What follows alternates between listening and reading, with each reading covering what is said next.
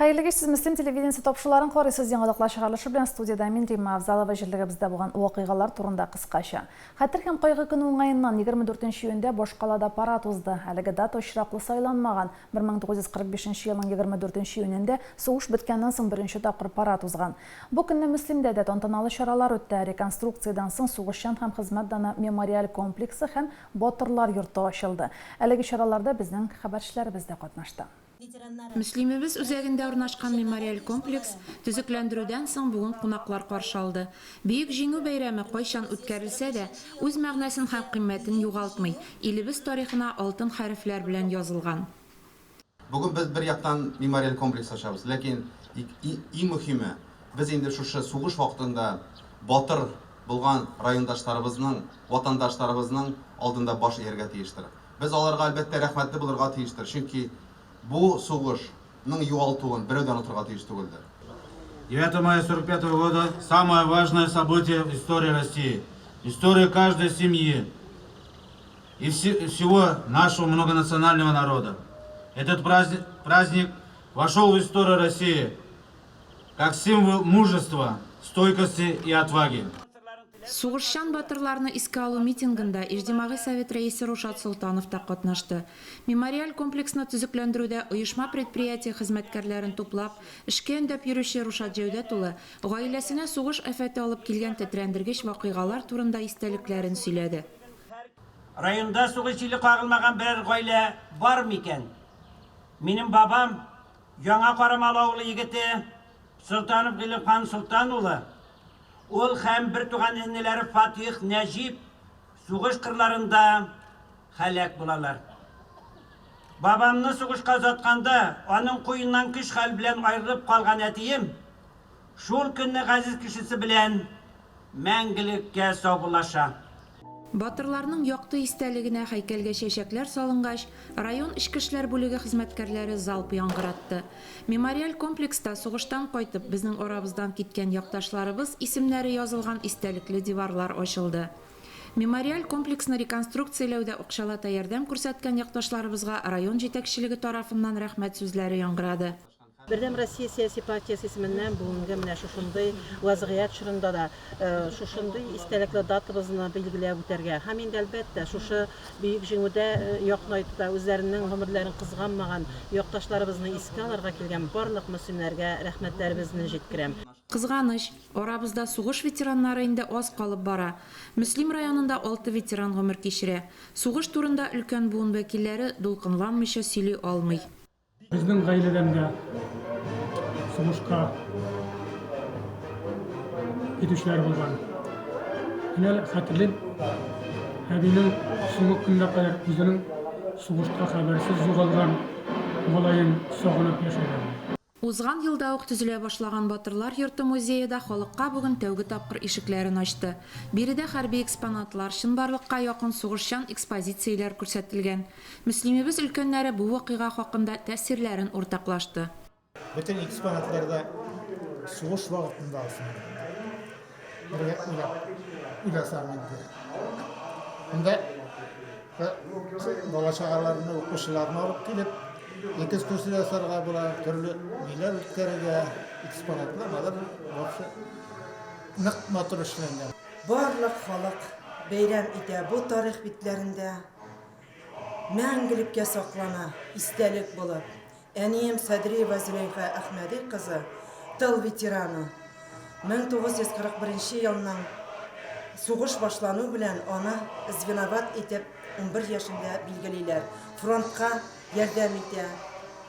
Батырлар йорты ачылу уңаеннан Россия истоварлар хәрәкәтенең бөгелмәдән килгән вәкилләре музей янәшәсендә хәрби табылдыклар күргәзмәсе тәкъдим итте. Это штык от Мосинки. Бойцы, когда шли в атаку, они, когда кончались патроны, они обычно шли в штыковую атаку. Для удобства, для того, чтобы человеку было удобнее держать, его неудобно, если он без этого. Вот боец намотал кожу, и вот получается вот в таком положении он шел в штыковую. Бәйрәм чаралары Мөслим скверында музыкаль композиция белән дәвам итте. Сугыш еллары җырлары яңгырады. Авыл хезмәтчәннәренә ТССРның 100 еллыгы уңаеннан истәлек тамгалары тапшырылды.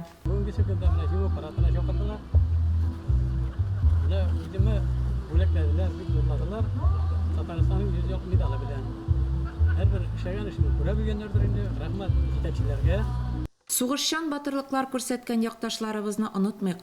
Мөслимебезнең истәлекле урыннарына изне суытмыйк. Өлкән буыныбыз яшьләрне тыныч тормышның кадерен белеп, илебез тарихы белән горурланып яшәргә өнди. Безгә катнашкан кешеләргә барыбызга да бик ошады.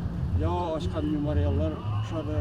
Музейга кирип караганда да бик искиткеч күп көч куйганнар, күп тырышканнар. Бөек җиңү бәйрәме уңаеннан уздырылган тантаналы чаралар үз югарылыгында әзерлекле, матур үтте. Еллар тыныч, күкләребез аяз булсын. Светлана Фазылова, Динар Минхажев, Мөслим телевидениесе.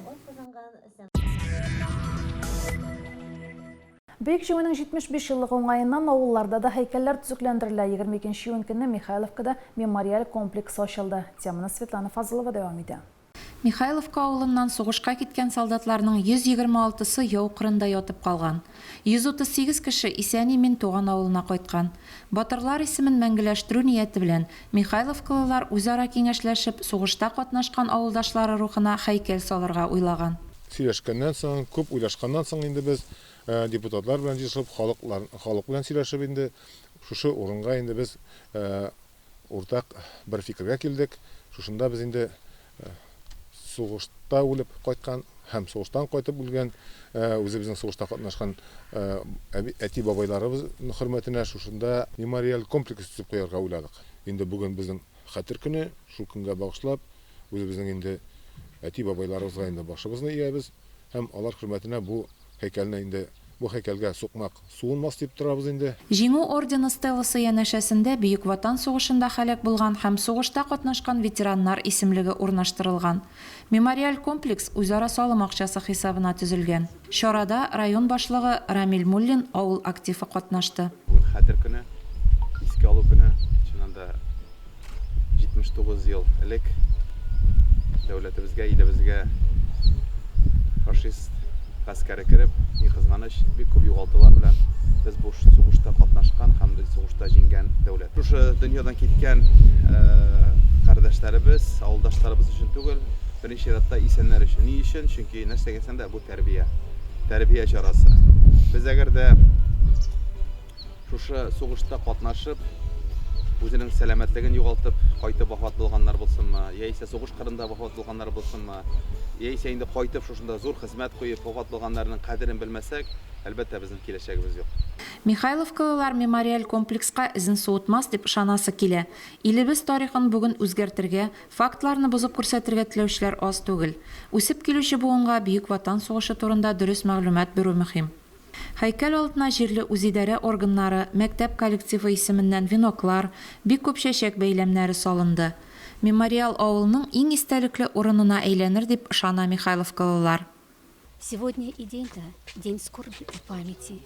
Но для нас открытие памятника – это дань тем людям, которые во время Великой Отечественной войны не пожалели ни себя, ни своих родных.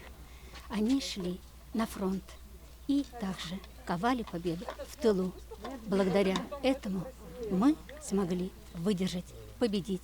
Огромное им спасибо и низкий поклон. Авыл тарихында сугышчан истәлекле вакыйга сагышлы булса да, Михайловкалыларның һәйкәл янында әйткән ихлас сүзләре авыл тарихын саклау яшәтү өчен янып киеп йөрүләре соклану хисе уятты. Мемориаль комплексны ачырга үзебезнең сугышта һәлак булган, сугыштан кайтып һәлак булган авылдашларыбыз, туганнарыбызның памятнигын ачтык. Бик күңелле булды, бөтен кеше җыелды. Тарихын онытмаган халык кына имин яши. Сугышта һәлак булган, батырлыклар күрсәткән якташларыбыз истәлеген саклау һәммәбезнең изге бурычы. Светлана Фазылова, Динар Нуретдинов, Мөслим телевидениесе. Хөкүмәт программасы нигезендә күп фатирлы йортларга капиталь ремонт үткәрелә. Хөкүмәтебез күп фатирлы йортлар ишек алдын циклендерүгә дә игътибар бирә.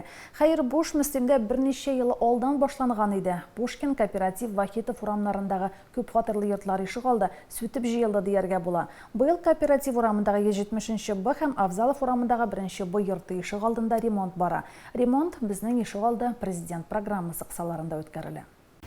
Җирлегебезнең үсеше күз алдында булган төзеклеккә, моторлыкка гына канәгать калмыйча, районыбыз үсешен дәвам итә. Мөслимнең күп фатирлы йортлар ишек алдында ремонт төзелеш эшләреннән райондашларыбыз хәбәрдардыр. Юлларның торышына зур игътибар бирелә. Авзалов урамындагы 1 Б, кооператив урамындагы 168-170 Б йортларының ишек алларында тротуарлар ясалды. Авзалов урамындагы күп фатирлы йорт ишек алдына керү юлында бордюрлар коелды. Монда стоянка булачак, без бетон ташыйбыз инде. Автострой организациясыннан. Бик матур булачак, тиз арада бетерәчәкбез, Алла бирсә. Биредә 3 йортка бер зур парковка ясалып килә. Бу эшне Авзалов урамы 1 Б йорты белән кооператив урамы 168 йорт араларындагы хәзерге парковканы зурайтып башкаралар. Биредә балалар өчен өстәмә мәйданчыклар да куелачак. Төзелеш һәм юл эшләрен Йорчалы шәһәренең Автострой җәмгыяте башкара. Так, большая парковка будет между домом 168 и Авзалова 1Б. Большая парковка. На нее заканчивать будут, скорее всего, наши субподрядчики. На данный момент делаем выезд дома кооперативной 170Б. Асфальтчики приедут, заасфальтируем. На данный момент все. Тротуары сделаны, брусчатка уложена. Песочницы тоже отсыпаны, мафы уже будут делать местные организации. Мөслим 60 юлына да тротуар җәелеп килә. Кооператив 170 Б йортына машина белән керү юлы хәзер гимназия яклап булачак. Җәяүләр өчен тротуар буйлап Мөслим стилендәге яктырткычлар да куела. Мөслим йөрәге янында фотога төшүчләр дә байтак булачак димәк. Көннән көн матурланучы җирлегебез белән горурланып яшисе дә яшисе генә килә. Мос оешмасына эшлибез. 60 юлында китә торган юлда җәяүләр өчен ломкалар ясап фонарьлар куябыз. Балалар мәйданчыгына комның түшәлгән булуын әлеге йортта яшәүчеләр яратып бетермәде әлбәттә. Бу аңлашылады. Балаларның аякларына ярып өйгә ком керә. Тәрәзәләре, урамга караучыларның исә тәрәзә төпләре даими тузанда утыра дигән сүз. Ләкин сметада каралганча, балалар мәйданчыкларында ком гравий катнашмасы түгел, нәкъ менә ком гына булырга тиеш. Бу иң беренче чиратта балаларның иминлеге өчен кирәк. Лилия Шәймиева, Динар Нурутдинов, Мөслим телевидениесе. Ел сайын Сабантуй алдыннан авыл хуҗалыгы белгечләре һәм аксакаллар басукырларны карап чыга. Басукырларның турышына карап, авыл хуҗалыгы формированиелары эшчәнлегенә бәя бирелә.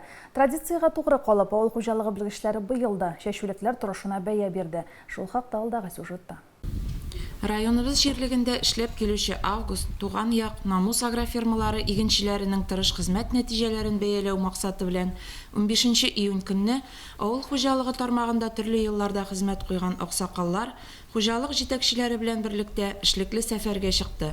Алар бертөкле кузаклы культуралар чәчелгән басуларның чисталыгын, үсемлекләрнең ныклыгын, тамырларының дымга туенганын күзәтте. Хуҗалыклар эшчәнлегенә бәя бирде. Күп җирләрдә инде игеннәр тәрбияләү асынны башкарылган, шүпләр, басулар шүпсез, чиста, бөҗәкләргә дә, корткычларга да, ширләргә каршы да шактый гына эш башкарылган. Алда көннәрдә дә һава шартлары әйбәт булып, менә шушы уңышны матур гына җыеп алып, шушыны районда эшләгән һәрбер хуҗалык үзен куанычын күрсен иде. Табыш алсын иде. Районыбыз буйлап сәяхәткә чыксаң, юл буенда калучы хәтфәдәй тигез, чиста басуларга игътибар итәсең. Яңгырларның да еш булуы басулар торышына уңай йогынты ясаган. Шулай да мул уңышка нигез салуда игенчеләрнең өлеше әйтеп бетергесез зур. Урып җыюга күп вакыт калмады, безнең инде планлаштырылган уңышны җыеп алырга тулы мөмкинлекләребез күренә. Игеннәрне әле тәрбияләүдә эшне дәвам итәчәкбез. Алда инде менә без басып торабыз. Чәчү әйләнеше буенча безнең культуралар игелә. Киләсе ел өчен дә менә бүген эшлибез. Уже киләсе ел басуларына көзге культуралар чәчү өчен быелгаларын җыеп алуга хәзер андыр табакларында әзерләнә башладык. Урып җыю техникаларын карый башладык. Хуҗалык басуларында нигездә классик һәм чит илдән кертелгән наутил шәшү технологияләре кулланыла. Авыл хуҗалыгы идарәсе башлыгы Ринат Фәлиев быел барлык хуҗалыкларның басулары да канәгатьләнерлек хәлдә дип ассызыклады. Biz зур агрофирмаларда йөрдек, Туганьяк, Намус, Август басуларын карадык. Шулай ук Ислам фермер хуҗалыгын, Авзалов, Аюпов, Нуретдинов фермер хуҗалыкларын, кичә фермерлардан Шәмсиев, Биккинин фермер хуҗалыкларын карап йөреп чыктык. Булай район буенча килгәндә аксакалларның сүзләре оценкасы уңай дип бәяләделәр. Төрле технологиялар, Август агрофирмасын алсак, анда наутил технологиясын куллансалар, бүтән хуҗалыкларда классик формада эш алып баралар. Общий нәтиҗә уңай дип бирелде инде. Авыр эш калач ашата дигән халык әйтеме бар. Җөмһүриятебез өстәлләрендә иң кирәкле сый икмәк үстерүгә тормышларын багышлаган райондашларыбызга рәхмәт сүзләрен җиткерәбез. Светлана Фазилова, Динар Нуретдинов, Муслим телевидениесе. Хуҗалыкларда бүген төрле газык әзерләү бара. Район аграрийларының төп көчләре сенаж салуга җәлеп ителгән. Коллегаларыбыз Туганьяк агрофирмасында эш барышы белән танышып кайтты. Туганьяк агрофирмасында кышлату чорына 6000 тонна сенаж әзерләү планы куелган. Басуларында үлән культуралары 1007 гектар мәйданны били. Терлек азыгын җитәрлек күләмдә әзерләргә тулы мөмкинлек бар. Үләнне чәчәккә бөреләнү фазасында туклыклы матдәләргә иң бай чорда уру әһәмиятле. Сенаж салу технологиясын төгәл үтәгән очракта гына ул туклылыгы буенча яшел массага якын була. Өстерне культурасы менә шушы фазада инде безнең әле менә башы берләнгән. Башы берләнгәч монда без саныйбыз инде, әле чәчәк атмаган. Туклыклы матдәләр шушы фазада бик күп җыела. Бигрәк тә мин әйтеп киткән протеин һәм оксан. Бүген көндә инде без 3700 тонна сенаж салдык. Ул лаборатория белән дә бәйләнгән. Без аны тикшереп барабыз. Сыйфатлы азык булыр дип көтелә. Без килгәндә хуҗалыкта 2 баз тулып, 3нче сенаж базында люцерна клевер массасын тыгызлау бара иде. Терлекчелек белгече Светлана Грачева әйтүенчә, узган ел әзерләнгән сенаж запаслары да тәмамланмаган әле. Аны яшел масса белән булгатып, терлекләргә ашаталар. Бу үз чиратында көнлек сөт савымын стабиль сакларга ярдәм итә. Сенаж әзерләүгә югары җитештерүчәнле 16 техника берәмлеге эшкә җигелгән. Туган яклылар печән әзерләү өчен күп еллык үләннәрне дә чаба башлаган. Агрофирма белгечләре 1200 тонна печән азыгы тупларга кирәк диләр. Район буенча 16000 тонна сенаж һәр шартлы терлеккә уртача 33 центнер азык берәмлеге туры килерлек күләмдә терлек азыгы әзерләнәчәк. Азык әзерләү компаниясе кызу төстә бара. Безнең Туганьяк һәм Август агрофирмалары сенаж салу белән шөгыльләнәләр. Кичә фермер хуҗалыклар печән әзерлиләр. Чабып, рулланып җыялар.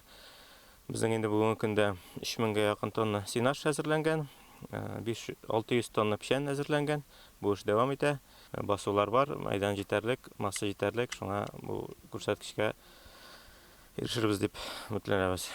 Сыйфатлы азык терлекләрнең продуктлылыгын арттыру нигезе. Авыл хуҗалыгы формированиеләре бу таләпләрне яхшы аңлап эш итәләр. Светлана Фазилова, Динар Мингазов, Муслим телевидениесе. Вакытлы матбугатка язылу бара. Редакция хезмәткәрләре өчен бу чор урак өстенә тиң. Халык газетага языламы, почта хезмәткәрләре ничек эшли? Шул хакта алдагы сюжетта. Яңалыкларны газета журналлардан укып белергә яратучылар районыбызда аз түгел. Почта Россия хезмәтенең Муслим бүлеге мөдире Ландыш Әхмәдуллина сүзләренчә, язылучыларның күпчелеге пенсия яшендәге райондашларыбыз. Безнең клиентлар басма мәгълүмат чараларына почта бүлекчәләрендә, Россия почтасы официаль сайтында яисә почтальон ярдәмендә өйдә дә языла алалар. Агымдагы елгы һәм узган елгы язылу саннарын чагыштырсак, 2019 елның 2нче ярты еллыгына язылу район газетасына 2536 кеше язылган. 2020 елның 1нче ярты еллыгында бу сан 2580 кеше тәшкил итә. Хәзерге моментка 2нче ярты еллыкка Авыл утлары сельский огни газетасына 1974 кеше язылган. 3 ярты еллык нәтиҗәләре буенча язылу буенча иң актив җирлекләр Муслим һәм Иске Карамалы дип табылды. Республикабыз һәм районыбыз мәгълүмат чыганакларын популярлаштыруга язылу кампаниясенең нәтиҗәлелегенә почта хезмәткәрләре дә зур өлеш кертә. Аэропорт башыннан алып Басыровы һәм Полевая кадәр урамнарын таратам инде. Хәзерге вакытта менә подписка вакыты бара. Күпчелек кеше өйдә язылуны уңайлы дип саный инде, өйдә язылалар. Авыллары Сөембикә, Ирек мәйданы, Акчарлак, менә шу Ватаным Татарстан, менә шуның яшь газетларны күбрәк алыштыралар инде. Районыбыз яңалыкларын бүген һәм хәзер белергә теләүчеләр һичшиксез Авыл утлары сельские огни газетасына языла. Аны яратып укый, үз итә. Газетабыз турында тәэсирләрен белер өчен райондашларыбызга мөрәҗәгать иттек. Район газетасына елда язылам инде. Аның инде яңалыкларын укыйм инде. Аннан артка яктагы теге объявление колонкасын укыйбыз инде. Һәм кирәк, шуңа гел язылып торабыз район газетасына ел сайын. Бердә üzülгән юк. Объявлениелар да кирәк, һәм яңалыкларын да белеп торасы килә. Газетаны кергән көтеп алабыз. Беренчеләрдән булып җирлегебездәге яңалыклар белән танышасыбыз килә. Миңа бигрәк тә авылларында райондашларыбызның тормышлары турында язмалары ошый. Аш-су рубрикасы бик кызыксындыра. Һәм кыскача яңалыклар белән кызыксынып укып барам. Я каждый год подписываюсь на газету «Сельские огни». В ней можно узнать все местные новости и много полезной информации. Авыл утлары газетасын күптәннән язылабыз. Һәр елны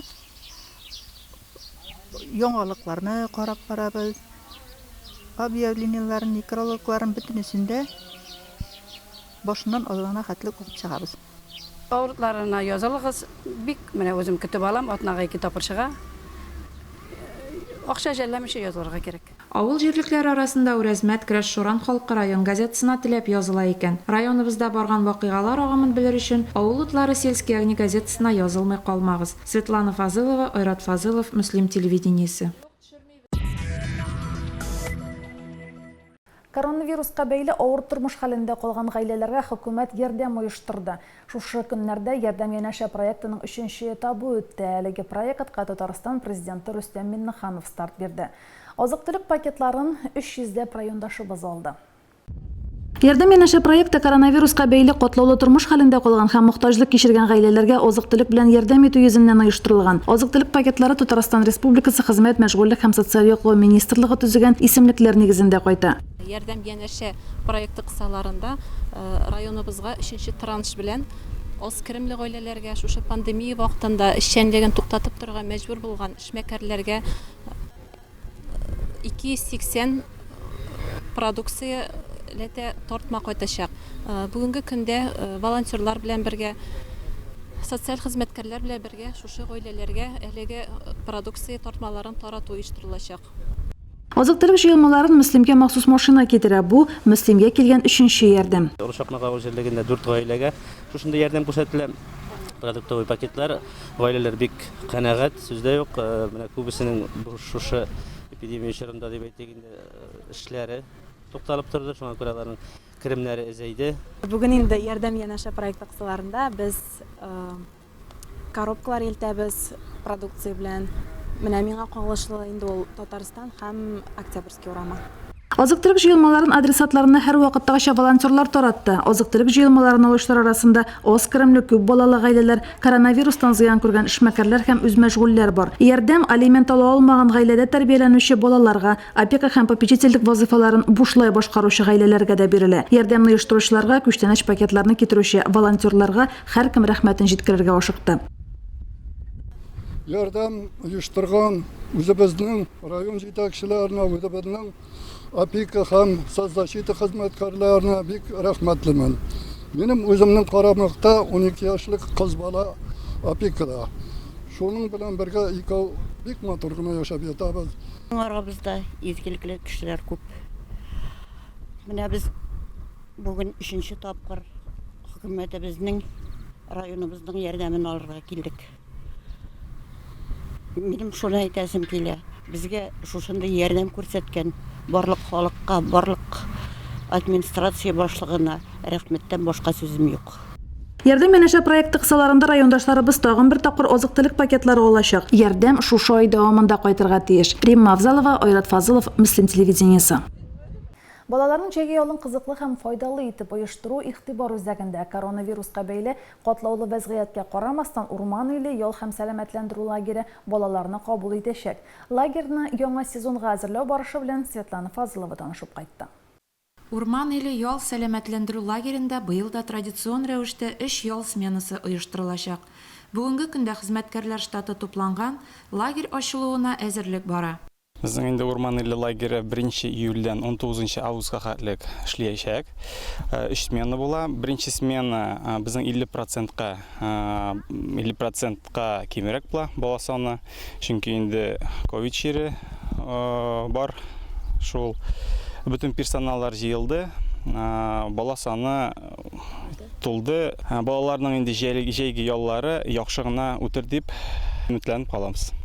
Лагерь территориясе чистартылган һәм төзекләндерелгән. Корпусларда тәртип урнаштыруда тулы куәтенә оештырылган. Ачылуга кадәр тикшерү органнарыннан тиешле рөхсәт алу зарур. Монда инде үзебезнең центровый школьный работа кызлары ярдәмгә килделәр инде. Вардатыйлар шул белән берлектә бияу эшләрен һәм инде чистарту эшләрен алып барабыз. Пожарный инде килеп безнең карап китте. Пожарный буенча претензияларны, кимчелекләрне бетердек. Хәзер алар инде безгә заключение бирәбез диделәр. Менә инде алдан тагын әзерләнәбез, санэпидстанция килеп алар да рөхсәт бирер дип уйлыйм инде. Территориядәге ял зоналары, беседка, утыргычларны буяу башкарыла. Урман илен ачуга әзерлекне тиз арада төгәлләү бурычы куелган. Әле генә без буяу эше белән шөгыльләндем менә мин үзем. Кроватлар ташладык инде, әзерләдек барысында. Эш байтак, времени ждет, эшерә кирәк. Быел коронавируска бәйле буларак сменалар эшчәнлеге үзгә оештырылачак. Бу очракта санитар-гигиеник таләпләрне катгый үтәү күздә тотыла. Менә башланганчы лагерь башланганчы бөтен әйберне тәртипләп, һәрберсен үз урынына урнаштырып, белеп эшләргә кирәк. Барысында шул әзерләп лагерьне ачарга әзерлим. Менә быел бик сложныйрак ел инде, коронавирус булгач. Шуңа шундый ниләргә антисептиклар, ниләр буенча бөтенсендә карап, тикшереп лагерьне ачу өстендә эшлибез. Урман иле лагерында хезмәт куйган барлык хезмәткәрләрнең дә эшләрен теләп, булсын диеп, тырышып башкаруын күрдек. Районыбыз балалары җәйге ялларын файдалы итеп үткәрерләр, сәламәтлекләрен ныгытып, яңа уку елына ял итеп килерләр дип ышанабыз. Светлана Фазылова, Динар Нуритдинов, Мөслим телевидениесе. Бүгінгі шулар, мен Римма Авзалова сезон белән сау булашам. Исән-имин булыгыз.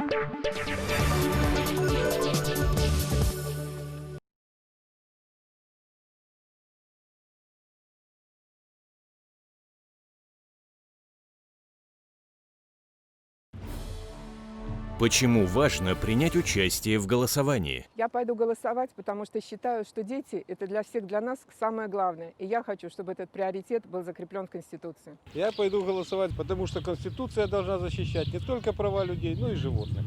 Я пойду голосовать, потому что я хочу, чтобы культура, которая является нашим огромным наследием, охранялась и поддерживалась государством.